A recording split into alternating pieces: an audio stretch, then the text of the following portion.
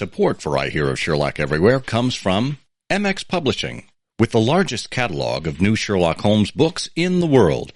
New novels, biographies, graphic novels, and short story collections about Sherlock Holmes. Find them at mxpublishing.com.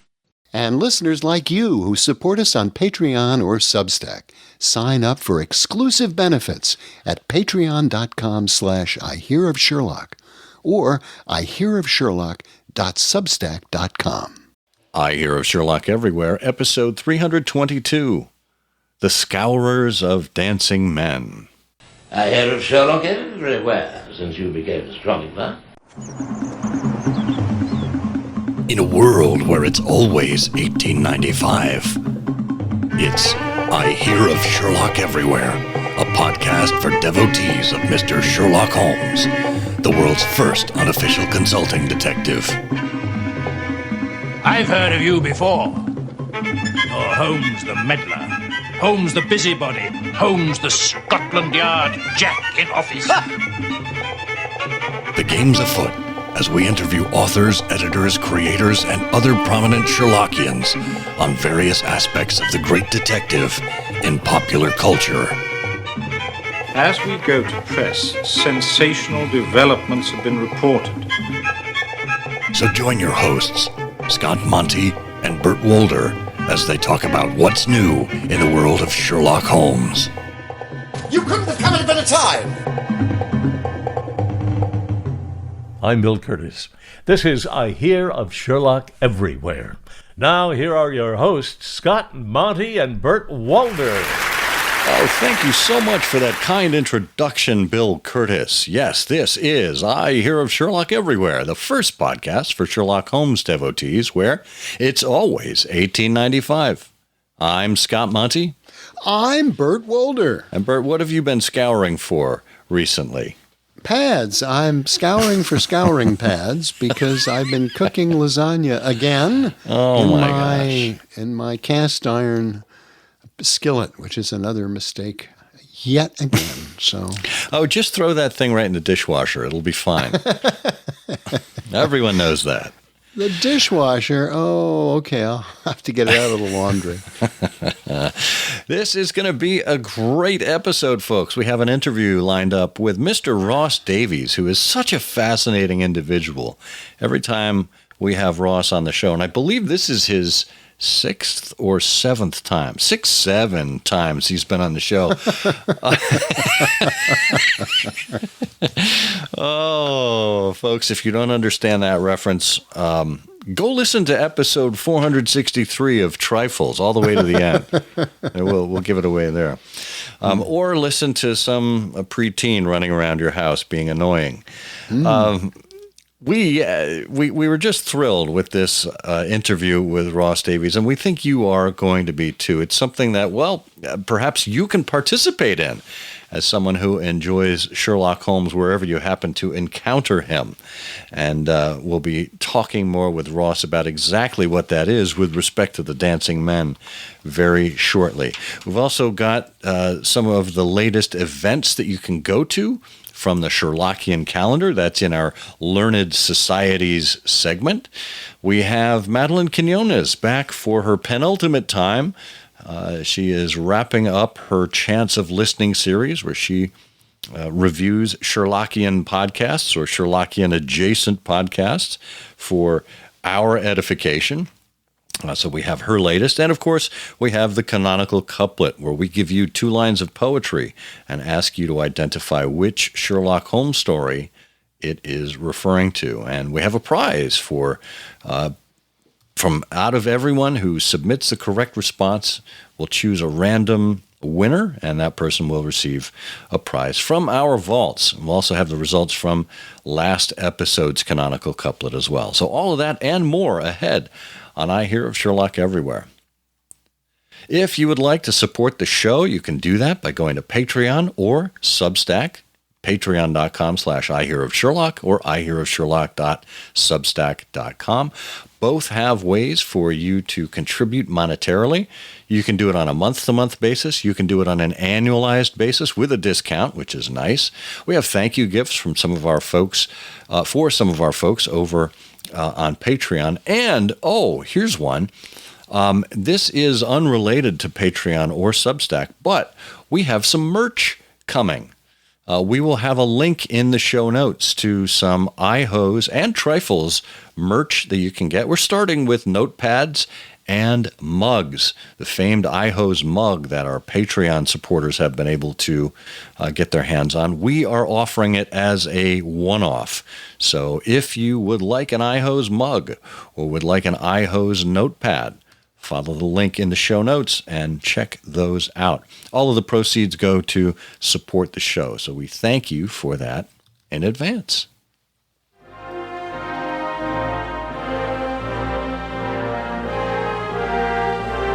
Well, that very serious music means that we need to turn our attention to the Sherlockian calendar.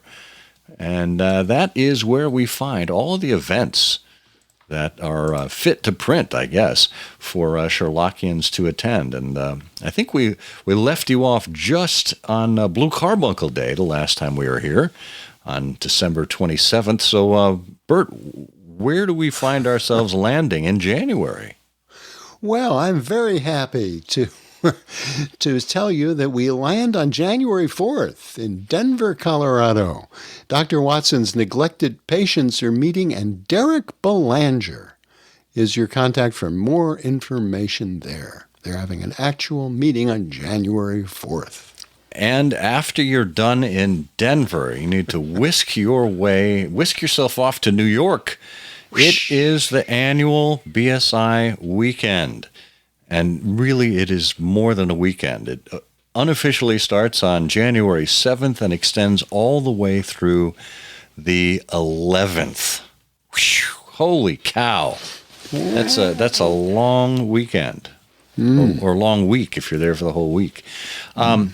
Look, the best way to find out about all this stuff that's going on during the BSI weekend is simply to go to bsiweekend.com. We had an episode where we did a nice recap of the BSI weekend, giving people a flavor for what goes on there on episode 74. So if you'd like to listen to an episode of ours that helps you understand the significance of it, that's a great place to start. But otherwise, what are some of the highlights that you'd like to pull out from the BSI weekend, Bert?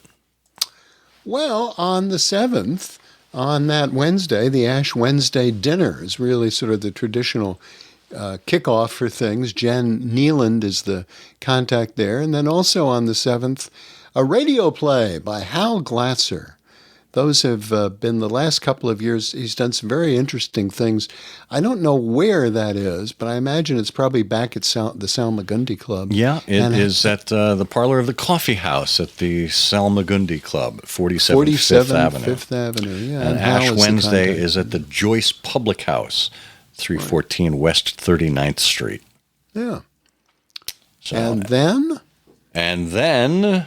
Well, if you're a morning person and you have legs that work, you could take part in the 16th annual Christopher Morley Walk. It's led by Jim Cox and Dory Nash. It's a free walk, but there may be some subway portions of it as well. You'll walk through what it was like in Christopher Morley's New York, and you'll find yourself wrapping things up at McSorley's, the oldest pub in New York on East 7th Street, following the walk. And then that same day, on the 8th of January, the ACD Society, the Arthur Conan Doyle Society's Doylean Honors and Running of the Wessex Cup, will be held as usual at Otto Penzler's Mysterious Bookshop.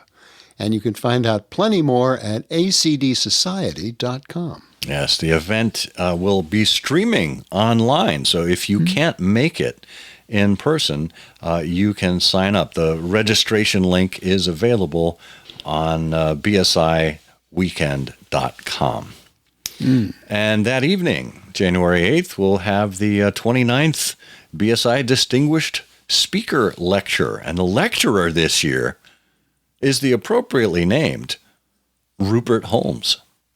Now, you're wondering, Rupert Holmes, why do I know that name? Well, if you know Escape, also known as the Pina Colada Song, And the Broadway show, The Mystery of Edwin Drood, well, those are from the pen of Rupert Holmes.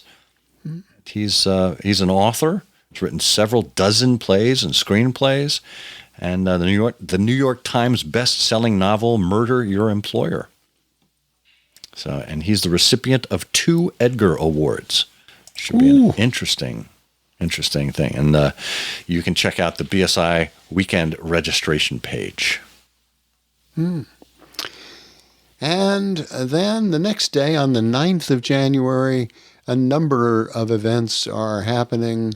The first is open house at Otto Penzler's Mysterious Bookshop, which is open to everybody. And please do not miss the opportunity to visit Otto's. It's a terrific bookshop. It's some wonderful things, including some things that we're usually sort of out of sight down in the basement that I'll bet you'll be able to take a look at. And then that's followed by the Literary Agents Annual Meeting. It's a virtual meeting that Mark Jones and Ashley Polisek are coordinating. Now that, again, is online from 10:30 to 11:30 a.m. on Friday. It's free, but you do need to register in advance for that. And after all of those morning activities, well, you've probably worked up an appetite. So it's time for the William Gillette Memorial Luncheon. It's being held at Connolly's Pub on 121 West 45th Street. And, of course, you'll be seeing the Gillette Players perform a sketch by Lee Shackelford, who's been here on I Hear of Sherlock Everywhere before. And this year's recipient of the Susan Rice Mentorship Award will be announced. Very good. Yeah.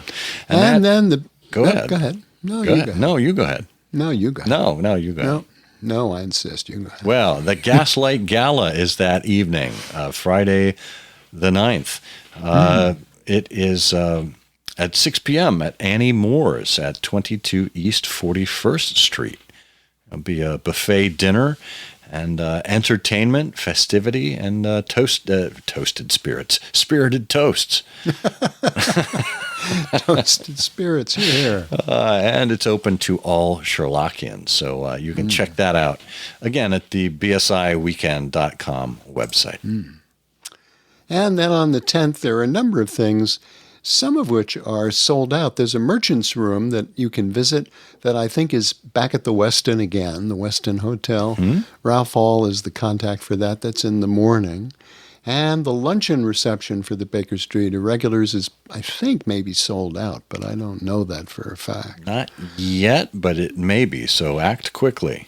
Yeah.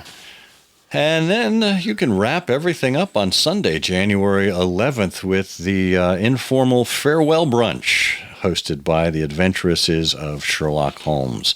That is from 11:30 to 2:30 at the Long Room at 120 West 44th Street. I'm tired just thinking. I know. And that does it for the first half of January, which is an extraordinarily busy portion for people who travel to New York. But it's a great time to get together with friends and Sherlockians and celebrate in your own way, too. So check all of those out at SherlockianCalendar.com. And if you have events that you'd like to have added to the calendar, just email Ron Fish, whose contact information is listed there.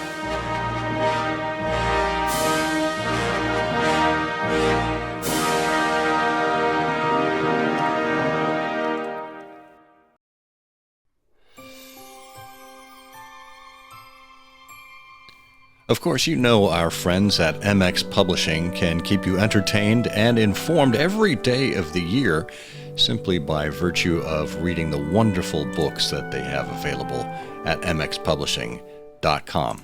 But did you know that they can also keep you entertained every day of the year with calendars? The Sherlock Holmes Illustrated Page-a-Day Calendar is something that we've been supporting and enjoying for a few years now. Every page has a different canonical quote or a historical occurrence accompanied by an illustration. And there are also 4 Sherlock Holmes Advent calendars. The Mr. Holmes Advent Calendar with 24 solve-it-yourself Christmas crimes. There are 4 volumes there. And you can have your choice of any of the four. Mix and match if you wish. I think there is a discount if you buy more than one. And as we know, every December, Advent rolls around again, so you can use and reuse these calendars to your heart's content. Check out the calendar options at MX Publishing, along with all of their latest books and audio recordings. There's so much for a Sherlock Holmes fan to enjoy on mxpublishing.com.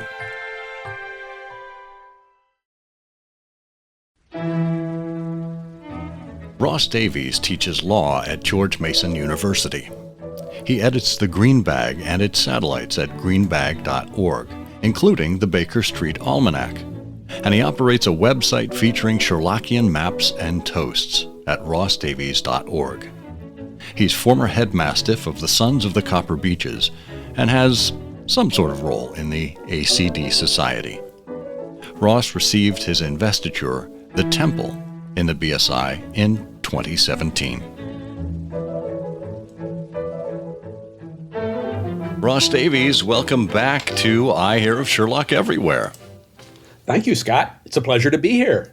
It's always a joy to chat with you, Ross. Now, remind us, when's the last time we talked? What did we talk about? Oh, my goodness. I think we talked, was it much earlier this year or late last year when we reviewed the year in Sherlockian Doylean life? Yes, that was the last episode of 2024, I think, episode 302. The year in review. We talked with you, of course, because you are knowledgeable about all things in the Sherlockian year, thanks to the Baker Street Almanac. Ah, yes. That would do it. The time capsule. Yes, yes. We also, and we'll have the links to all of these episodes in the show notes for people, but we also talked with you on episode 234 about Masterpiece of Villainy.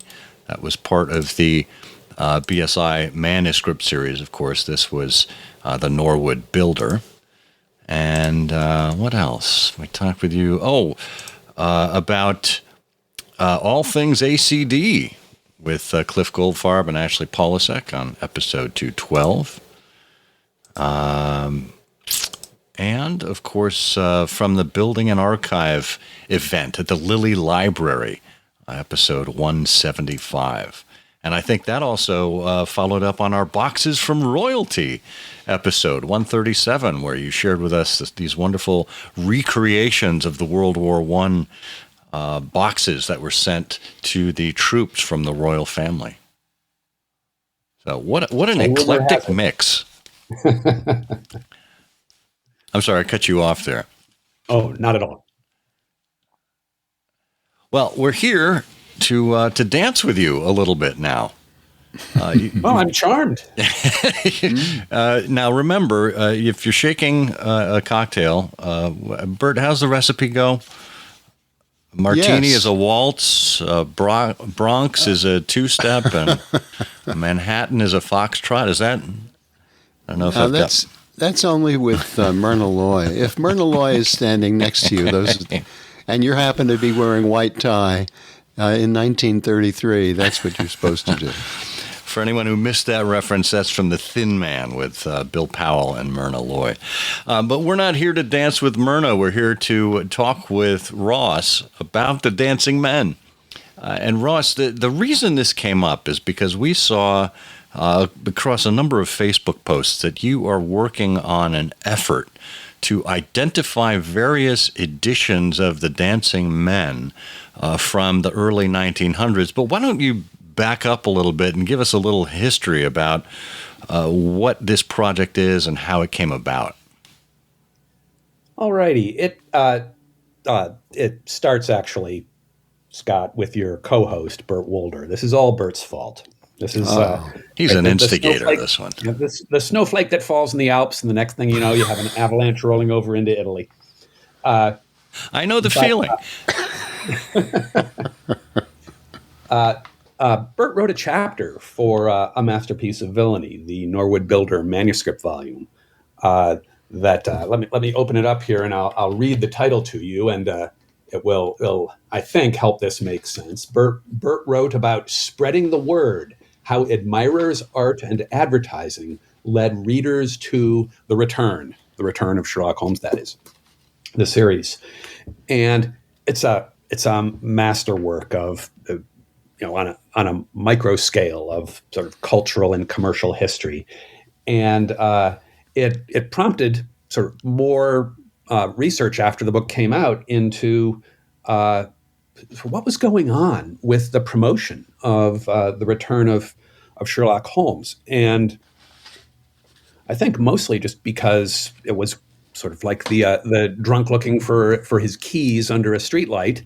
The Dancing Men were the ones that caught my eye first, and so I was sort of poking around, looking at them, gathering information about Dancing Men promotion for the return of Sherlock Holmes, and maybe, again, a little bit like the drunk under the streetlight. I got a little bit too close to things, trying to look at them, right? Trying to read them, and noticed that there were little scratched Roman numerals in the frames, the rounded frames of these coupon advertisements for the Dancing Men.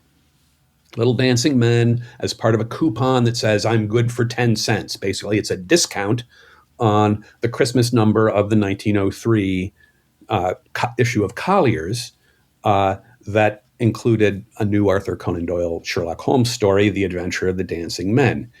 And being a bit slow on the uptake, but diligent, I eventually realized that the Roman numerals corresponded with particular newspapers.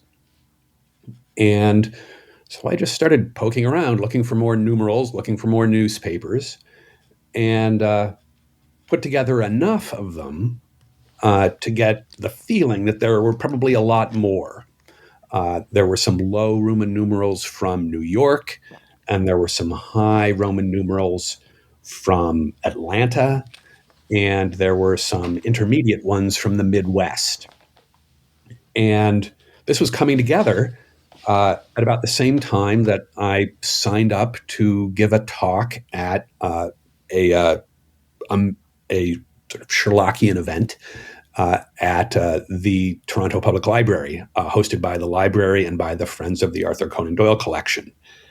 And at that event, I showed off my incomplete map of the Dancing Men, not realizing, as I should have, as we all know, that any clue that is not completely developed when presented to Sherlockians will result in a pursuit. Yeah, only when you don't intend it. If you actually put it out there and ask people, you probably wouldn't have gotten as much interest. That may well be right. But whatever the case may be, perfectly innocently, I show this thing and include an invitation. If you happen to run across another one of these, please let me know and I will add it to the map. Well, since then, the map has been almost, this is tantalizing. It's tantalizing at this point. It has been almost completed. A group of people has come together, coalesced into a group that we now call ourselves the Dancing Men Scourers. And the Scourers are Melissa Aho, Matt Hall, Bruce Harris, Ira Matetsky, Olivia Malunzi, Greg Ruby and Victoria Wood, and myself. And between us, the 8 of us have turned up roughly 60 of the almost 70 Dancing Men newspapers that we think are out there. Wow. And we have to find the rest. And Melissa, for example, who is, she's a professional, a highly trained professional librarian, is sort of chasing down all sorts of obscure, small, or just not captured so far newspapers as we keep looking and looking for these things. But all of us have been looking online, looking at microfilm, I dearly wish we had more opportunities to look at hard copies. It would be great to see some of these dancing men physically in the wild. But every once in a while now, keeping my commitment, I update the map and I post it on the Stranger's Room. Thank you, Bert and Scott, and a couple of other Facebook pages, just to keep people up to date on where we stand. But we're getting close. We're getting very close.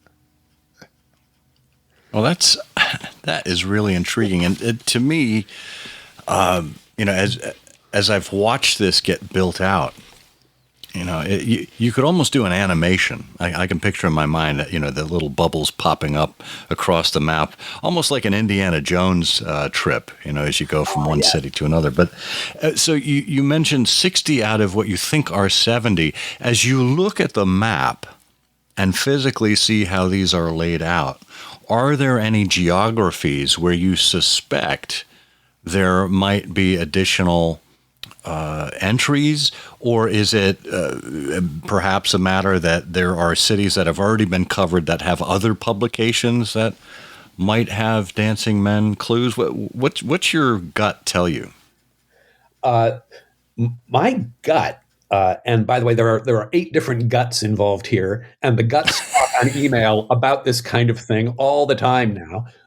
But my gut is that, and actually here I've talked a little bit with Mark Alberstadt, the editor of Canadian Holmes and a pillar of Canadian Sherlockian world, about the thought that there have to be some more Canadian dancing men, and the reason for that is that our group has found 2 Canadian newspapers, 2, one in Quebec, one in Ontario, that have dancing men, which is great fun for a couple of reasons. First of all, they're dancing men. These are funny little Roman numeral dancing men in Canada.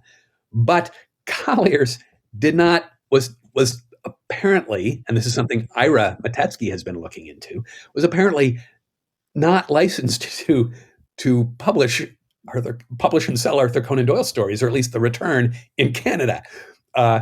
And yet these are showing up in Canadian newspapers. What would we infer from this? Were Collier's newspapers somehow American Collier's newspapers finding their way into Canada? Who knows? But if there were 2, one in Montreal, one in Toronto, surely there was something in Halifax or somewhere else. So Canada is one prospect. Another is Texas. We have not found any in Texas yet, and this is intriguing. Also, we've only found a couple on the West Coast, including a couple in California. Again, surely there must be more there. And then the low-numbered ones are almost all in the Northeast, and it looks like there's got to be another one from New York City, but we're not sure about that either. So the possibilities are there. This is actually dovetails with another intriguing aspect of this project, which is that in the course of digging into all of this, Ira Matetsky, I think quite rightly, sort of got hung up on the idea that Collier's probably was not doing this on their own, that they had an agency involved in this. Oh, sure. This was, in fact, partly prompted by some correspondence he had with Bert. Again, here's Bert. Bert should be an honorary scourer because I'm ready. Bert gave us a little lesson in how these interactions work. What causes advertisers to put little indicators in ads, like these Roman numerals in these dancing men ads, which is it helps them track where they're making sales, where people are redeeming coupons, the effectiveness of advertising in newspapers, right? If you have a coupon with a dancing man Roman numeral in a newspaper in Pittsburgh, and your Colliers and you're getting no Dancing Men coupons that have the Roman numeral associated with that newspaper, that is at least indirect evidence that your advertising is not very effective in Pittsburgh. Well, Whereas if you're getting I'm going to boatload- give Bert a really good intro here because Yeah. it's Philadelphia based. The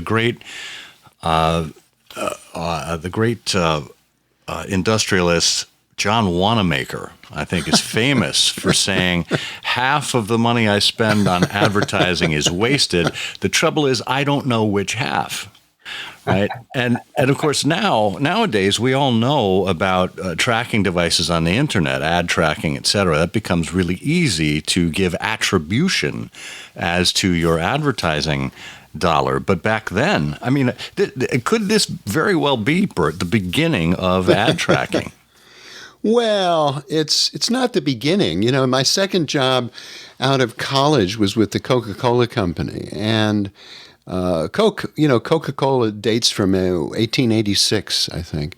And by the 1880s, and we had examples in the corporate files of ad tracking that were used in those early days. By the 1880s, you had companies like Montgomery Ward or Sears, and they would put coded coupons or use some unique words to see which newspapers generated orders. And it made sense, I suppose, that an agency would be managing this, because if you're doing advertising, it costs money. And somewhere along the line, you're going to say, well, I just spent X $1,000 on this ad campaign. What did I get out of it? And you expect the agency to come back and say, aha, well, let me tell you, you got 750 orders from Chicago, you got 600 orders from New York, you got, et cetera, et cetera, et cetera, et cetera, et cetera. But that, gets to one of the reasons why this is so interesting, because, we're talking in the early 1900s now with the return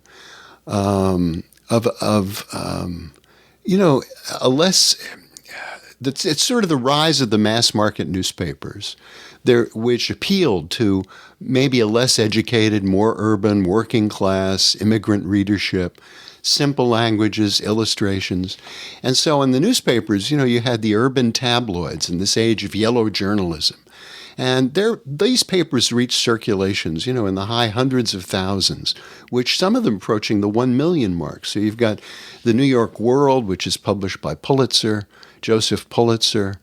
This was a big leading voice for the progressives. It had a circulation of something like 2 million by 1905. And then you've got William Randolph Hearst. You've got his New York Journal. He's a big competitor to Pulitzer.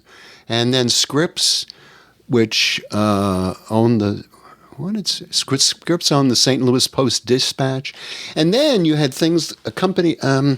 socialists. The socialists had a weekly newspaper called Appeal to Reason in Kansas. And they had a whole network of volunteers, and they would get hundreds of thousands of readers. And then the magazines. You had the Saturday Evening Post. By 1903, the Post had something like 1 million subscribers. You had Ladies' Home Journal and McClure's and Munsey's and Cosmopolitan. And you notice the thread that runs through this is Conan Doyle and Sherlock Holmes, which were featured in these newspapers and magazines. And so it really is an interesting topic. Yeah, it is. And I was intrigued, when I saw these Roman numerals. And I think I first learned about it riding in a cab with Bruce Harris in Boston. He was headed off to the Boston Public Library to search through their archives there, and he was chronicling which Roman numerals he had already collected. And it almost became something of a game. The way I think of as a child reading the backs of cereal boxes and knowing that there's a limited edition prize inside, and there are 3 other versions I can get in red, blue, and green to go with the yellow one I just got. So it becomes, certainly for Sherlockian collectors, those who become completists, a real treasure hunt to go down. Absolutely. And the hunt continues. Go ahead, Ross. Oh, and one avenue that the Scourers are interested in, but is probably in the more distant future, is that if you were to go back and look at the Collier's advertising for the return in general, recall that Bert is the one who prompted this. There are Collier's ads in the newspapers from this time that have they're larger display ads that have iconography not just for the dancing men, but for the other stories in the return. So is there some collecting to be done there as well? Who knows? But imagine going through this whole escapade a dozen times. Well, that's what the agencies are paid for. There you go. But it's an interesting question, isn't it? I mean, to what degree, was this method, would Sherlock Holmes have been as popular without this? And I think the answer probably has to be no. I mean, the success in Collier's, was absolutely huge in establishing the icon of Sherlock Holmes everywhere. And the reach, the fact that these kinds of coordinated programs existed and their reach and their methods, it just opens up, a whole new avenue that nobody really has poked around in at all ever, apparently. But now we are. Yeah. Now we should mention. Go ahead. Go ahead. No, go right ahead, Scott. Sorry. Well, I said we should mention that you have an article coming out in the next edition of Canadian Holmes. It'll be in 2026, I believe. That's right. Dedicated not only to the Scourers of the Dancing Men, but some other, should we say, trifles about the Dancing Men themselves. First of all, here's an interesting question, and I don't know that many Sherlockians would be able to answer this off the top of their heads. We know that the Dancing Men script, it is a simple substitution, one figure for one letter of the alphabet. And of course, in the English alphabet, there are 26 letters. How many of those letters out of 26 were represented by the Dancing Men figures?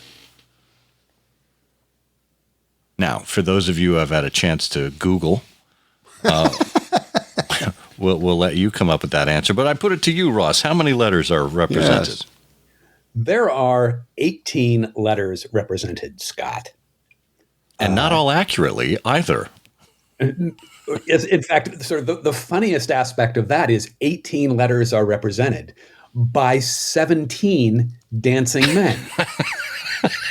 Now, how does that work out? The math is not mathing for me.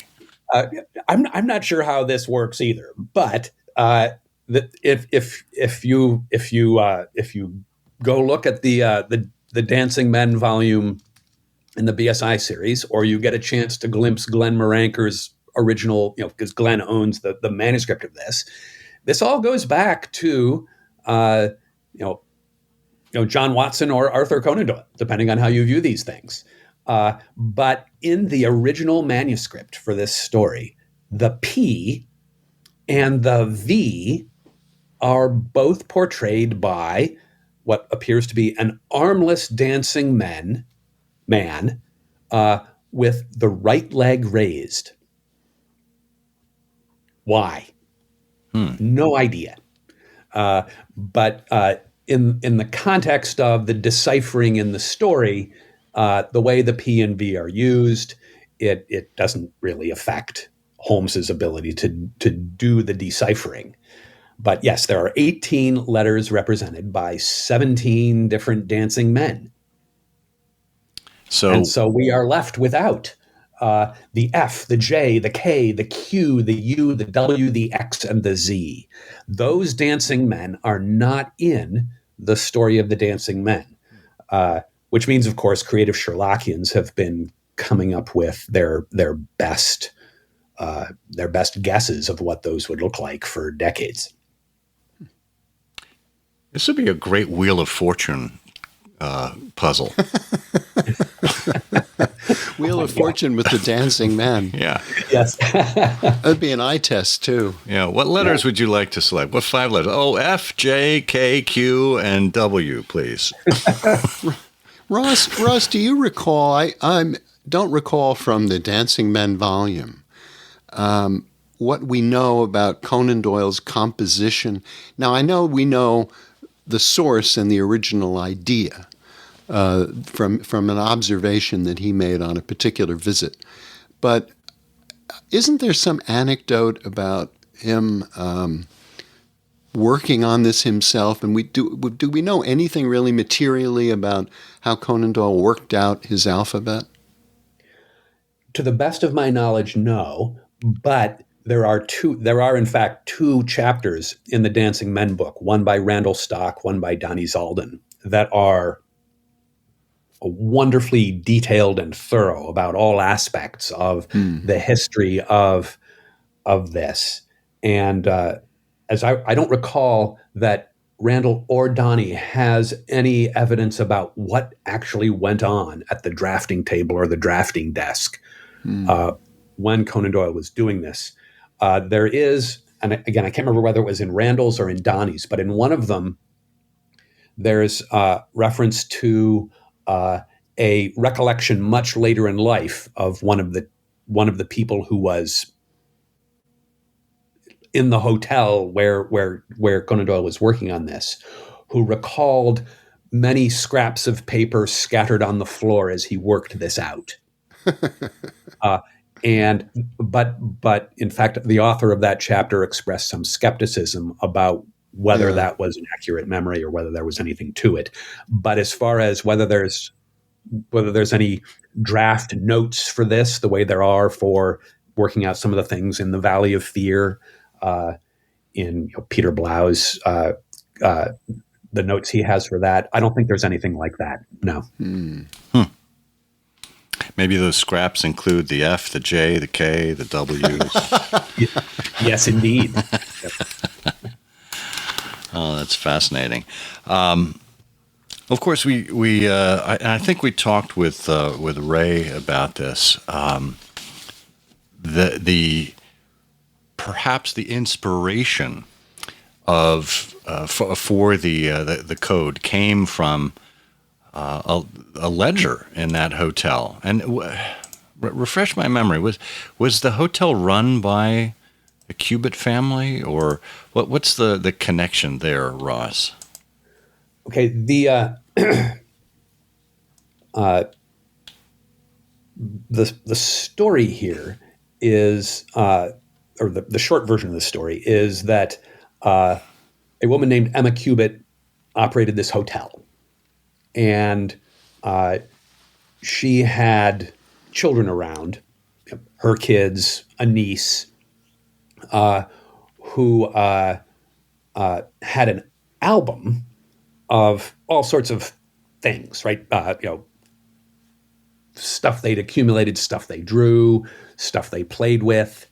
And when Conan Doyle visited, one of the kids asked him to sign the book, and he signed the book and signed it, on a page close to a page that included some little, actually dancing men characters, spelling out the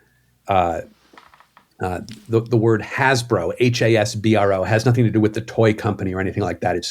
It's an abbreviated version of the name of the town where this hotel was. And on the same page with those little dancing characters, which are basically the letters themselves with eyes and arms and smiley faces added to them, there was also a set of musical stanzas with other human characters that were made to look like they were made out of musical notes, written musical notes. So we have on the top of this page little humanized letters, and on the bottom of this page we have little human characters made out of lines with sort of darkened dots for their heads and hands. And the idea is, and this seems pretty clearly to be both reasonable and accurate, is that in Conan Doyle's mind, the two merged. And the figures that were these musical notes bent to look like people, and these humanized versions of the letters became the musical note style characters symbolizing letters. And all of this happened basically at the same time that Conan Doyle was getting started on writing the stories for The Return of Sherlock Holmes. And so here we have the Dancing Men springing out of this inspiration. That's fascinating. I mean, you can never tell where inspiration is going to hit, and being able to trace some of these travels and some of these physical objects that came across Conan Doyle's viewpoint really helped bring this to life. And whether it's true or not, it certainly makes for some excellent postulating in the meantime. And I should note for our listeners, we will have a visual, both of this autograph page with the little musical notes, as well as the Roman numeral Dancing Men and the map available in the show notes for our Patreon and Substack supporters. So check those out and join us if you would like to have access to those. Ross, go ahead, Bert. It's just a fascinating subject, the whole thing, the alphabet, where it came from, what it means. And Ross, elsewhere you've pointed out or are about to point out in Canadian Homes that as the story was reprinted in various places, there were variations in how the characters were represented. It's so interesting, the notion that you would construct an alphabet like this, which if anyone has tried to read the message, you would have to say to yourself, it's going to take me, at least 15 minutes to figure out what these 5 words mean. You've got to look constantly back at the characters. Does this one have an arm up? Wait a minute. Is the leg straight? Is the leg bent? Hold on a second. It's not something that if your life depended on it, as poor Hilton Cubit's life did, it's not likely you're going to be able to. I'm reminded of that old joke from Saturday Night Live. There used to be, actually, I think it was an early thing on a Weekend Update many decades ago on Saturday Night Live, when Chevy Chase said, the famed vaudeville performer Professor Backwards met a sad end in New York Central Park today as he was attacked by muggers, and passers-by ignored his cries of pleh, pleh.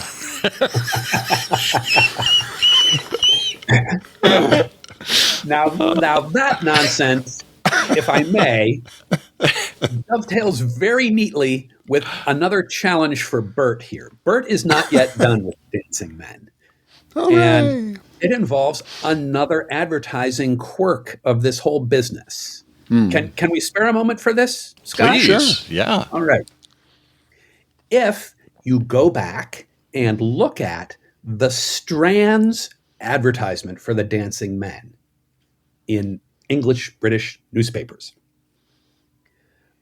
you'll find that the Strand too used Dancing Men in its advertising, but it did not do the coupon thing. It just included a set of 3 dancing men in some of its advertisements for the story.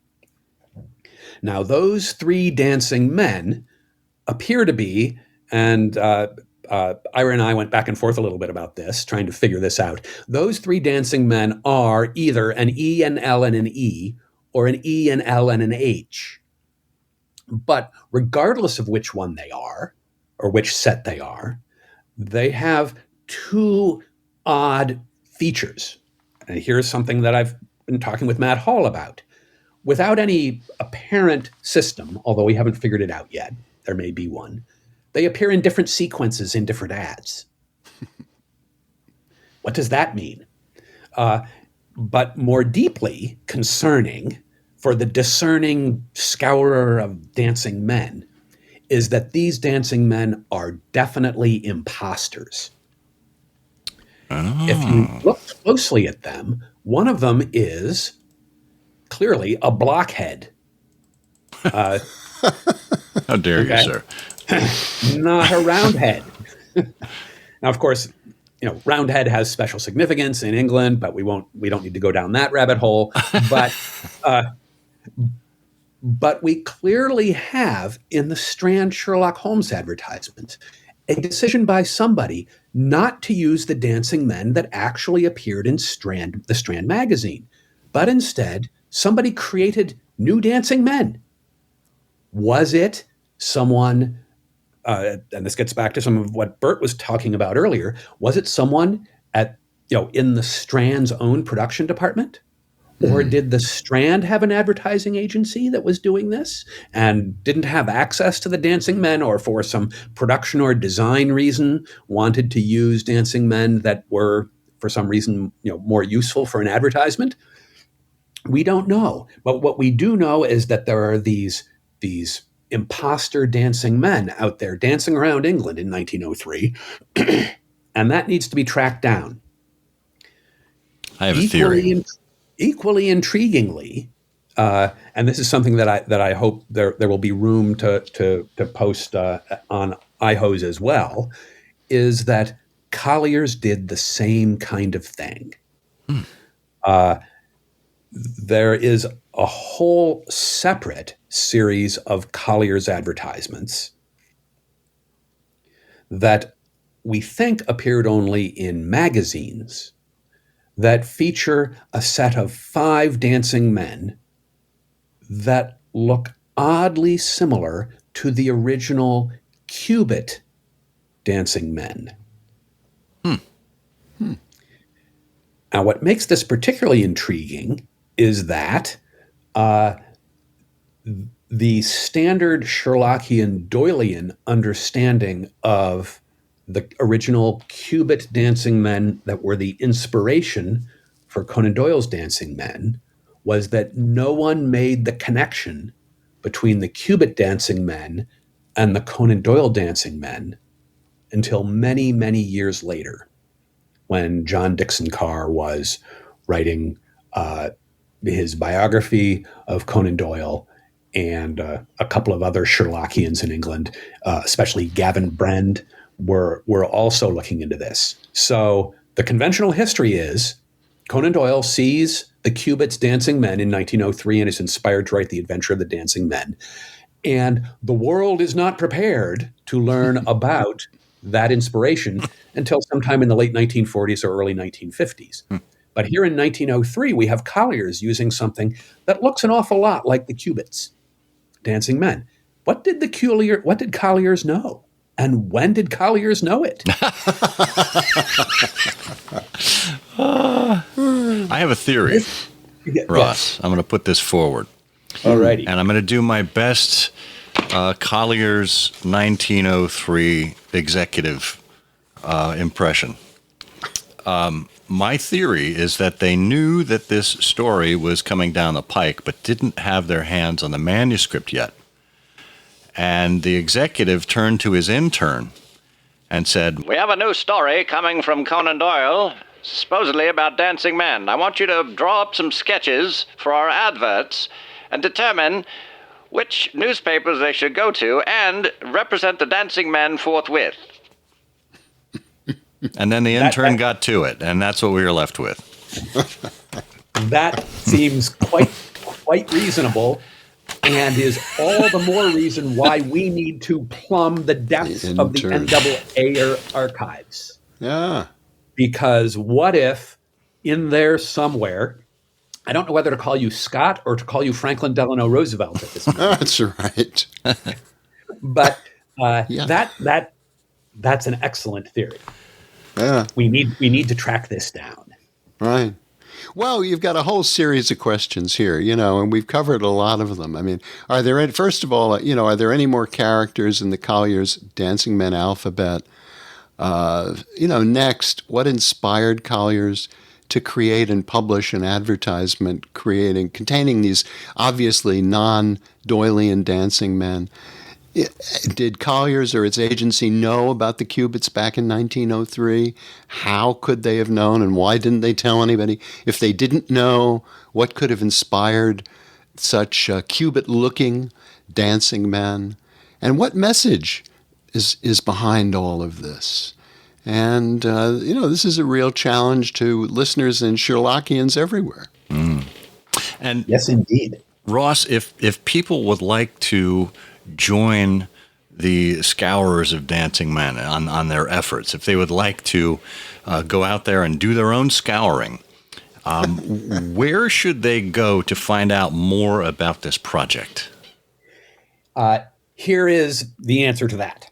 Ira Matetsky, the James Madison of the Dancing Men Scourers, is currently drafting a constitution that will include guidelines about that. And once that constitution has been submitted to the founding Scourers and ratified, we will post it in the Strangers' Room. Excellent. And that will include guidance on how to do that. Well, we will have a link to the Strangers' Room if anyone would like to join. It is on Facebook. And we'll, of course, have a link to one of the entries about this project as well. We'll also have a link to Canadian Holmes in the show notes, because you should subscribe to the Bootmakers publication there.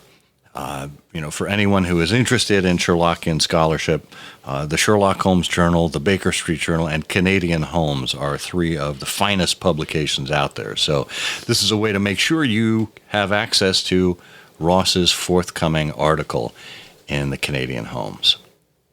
If I may chime in, Scott, and just say one thing about Canadian Holmes that's especially special. Please, please. Is that when you join the Bootmakers of Toronto, which is how you get your subscription to Canadian Holmes, Canadian Holmes also offers a full e-version to subscribers. Oh. So it's an especially useful journal that way. Excellent. Excellent. Well, for those of you electronically inclined, which should be everyone listening to this show, what a great incentive. Well, Ross Davies, as always, it is just a fascinating time that we have with you. We always learn something, and we always walk away with a big smile on our faces. So thank you for joining us here on I Hear of Sherlock Everywhere. Thank you, Scott, and thank you, Bert. It's been great fun.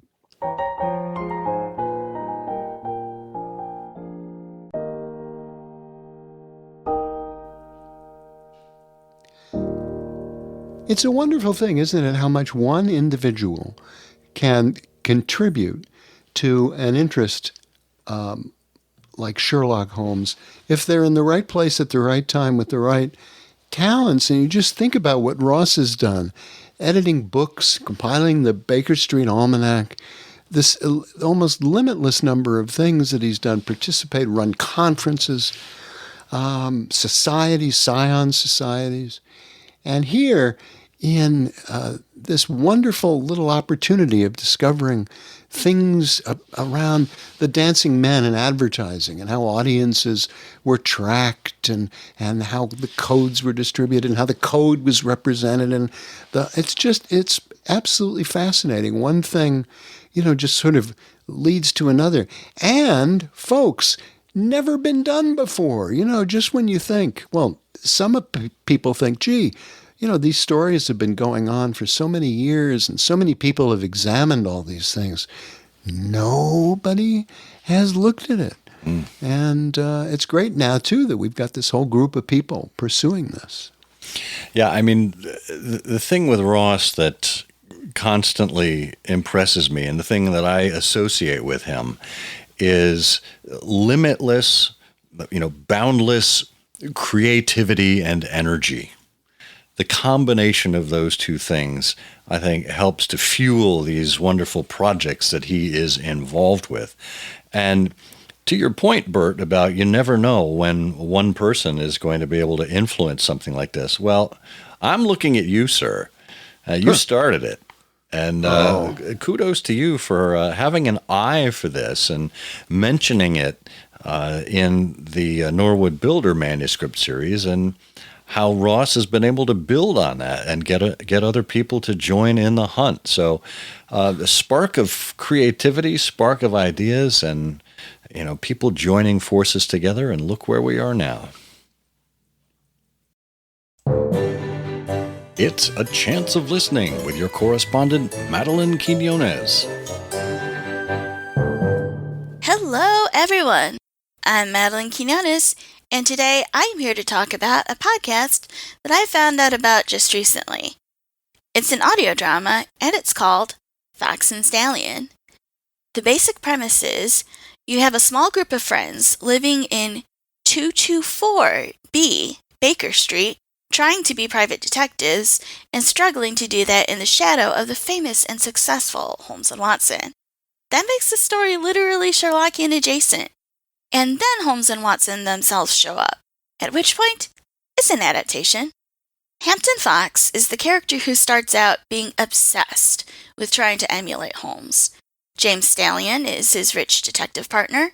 Madge Stallion is James's wife in a lavender marriage and Hampton's longtime best friend, and Archie Cartwright is James's romantic partner. Yes, this is an LGBTQ show. It also has explicit language and mature themes, so this is maybe not one to share with the kids. Fox and Stallion starts out feeling like a parody rather than an adaptation. It can be very silly and over the top. But I've just finished binging the first season, and I keep thinking of Without a Clue. Because even though Without a Clue is absolutely a parody of the canon, it pulls off a really neat storytelling trick. It too starts out silly and over the top, and then it turns serious. It never stops being funny, but it takes a dramatic turn and ends up in a very earnest place. And I think that the podcast writers, Ian Gears and Lauren Grace Thompson, pull off that trick in the first season of the show. And I tip my Deerstalker to them. There are currently 2 seasons available. Holmes and Watson show up at the very end of the first season and show up more, somehow, in the second season, which I am really looking forward to listening to. The creators are currently working on the 3rd season, and they have said that they want to be able to make 4 or 5 seasons total. I hope that they do! I will admit, I wasn't sure about the show at first. The first episode was very silly, and I wasn't sure yet how I felt about the characters. Also, there are a lot of anachronisms and Americanisms, although that's a feature rather than a bug. If every adaptation is the clear product of the time in which it is made, the creators really leaned into that, and I think they made it work. It's not reality, you know? It's a story. It's like watching a Shakespeare adaptation set in the present day with the language intact, but in reverse. Anywho, I did really like the characters in the end, especially Madge. She's great. Alright, highlights. I can't give you highlights. Each season is one connected story, like the season of a Netflix show. So you really have to start with episode 1. I was about to say that you could listen to the Holmes and Watson minisode at the end of the season, but that actually starts out with spoilers for the climax, so maybe don't do that. Don't spoil yourself. Just give it a try. Personally, I always come to each podcast wanting to enjoy it, but this one kind of surprised me with just how much I ended up liking it. I really do hope that they make it all the way to 4 or 5 seasons, however many they want to make. And that's it for now. This was originally supposed to be my last segment, and I was going to cover this show and another one in one go, but as I got into Fox and Stallion, I realized that it really deserved its own segment. So hey, y'all are still getting me right up to Thanksgiving weekend. Catch you later. Well, I have to say I was intrigued when Madeline said, when she was talking about the content a little bit, I thought she said there were immature themes, and I was all ready for it. But now I guess I have to go with mature themes. Oh, well, anachronisms and silliness. I mean, it sounds good to me. Always. Yeah. Well, we do have one more episode or one more entry left from Madeline in this series that she's been doing all year long. It's been longer than a year now. I think about it, hasn't? Because this is her 31st contribution. So this has been a wonderful collaboration. I'm sure we'll have more to say about it in the next episode. But we will also be talking with you about what segment we have that will replace Madeline's. So you'll want to stay tuned for that as well.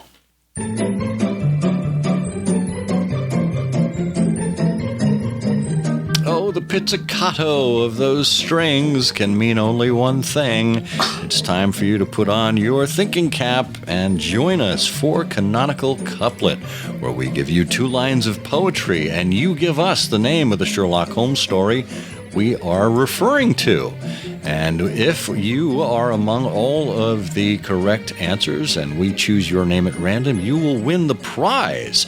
The prize from last episode is a copy of Margie Deck's book, Sherlock Holmes Into the Fire. So for those of you that contributed or took guesses this time around, here we go. This is the clue that we gave you.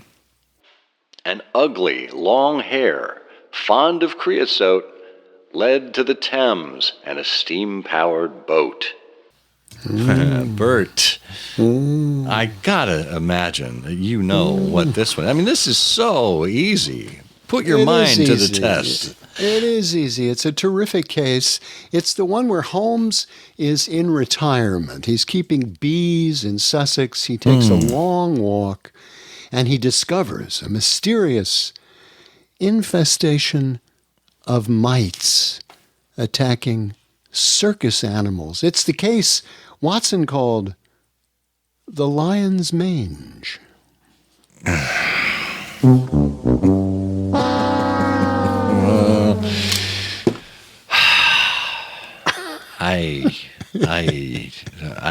I've been to more entertaining flea circuses. Well, amazingly enough, that is not the answer. What? No, I know. It's crazy. It's crazy. But our friend Eric Deckers has come to the rescue once again. He writes, Hirameta! I've solved it. That's Japanese, he writes. It's the story where a charmingly befuddled Sherlock Holmes meets a beguiling woman at a friend's wedding and bumps into her at three more weddings, plus a wake, and falls in love along the way. It's the story Watson called The Sign of Four Weddings and a Funeral. Except I think I'm confusing the Granada series with a Hugh Grant movie. It's more likely to be The Sign of Four. I thought Watson looked an awful lot like Andy McDowell. That is right, Eric.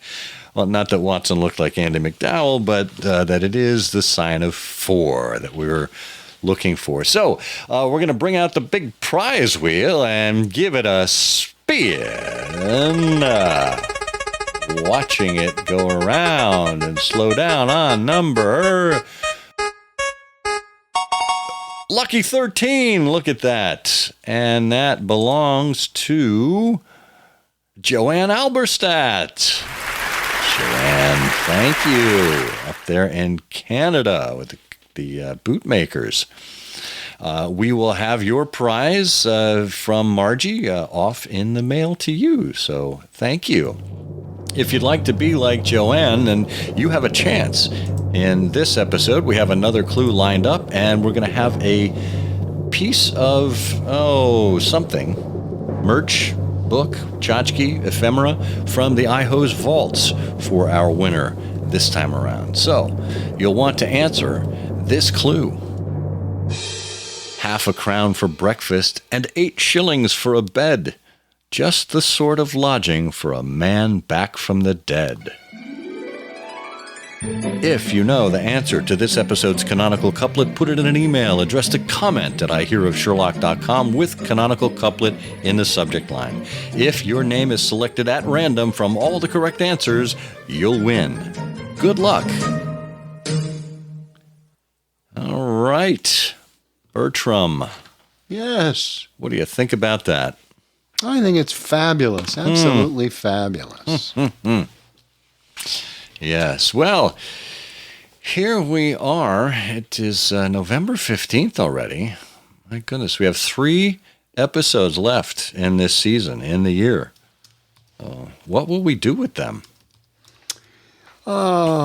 Unfortunately, just our usual, I think.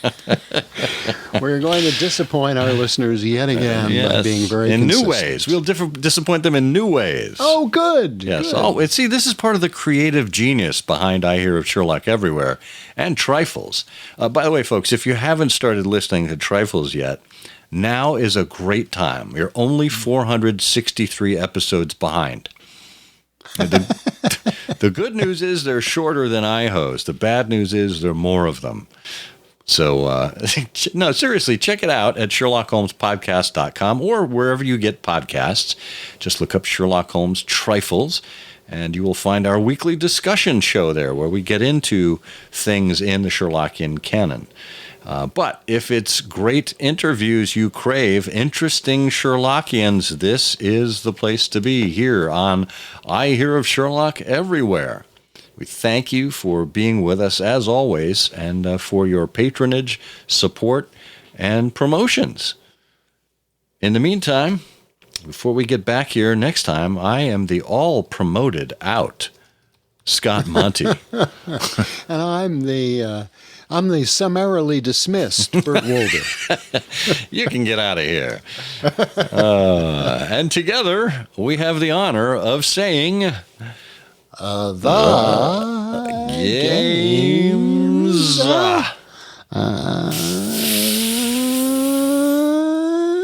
Foot.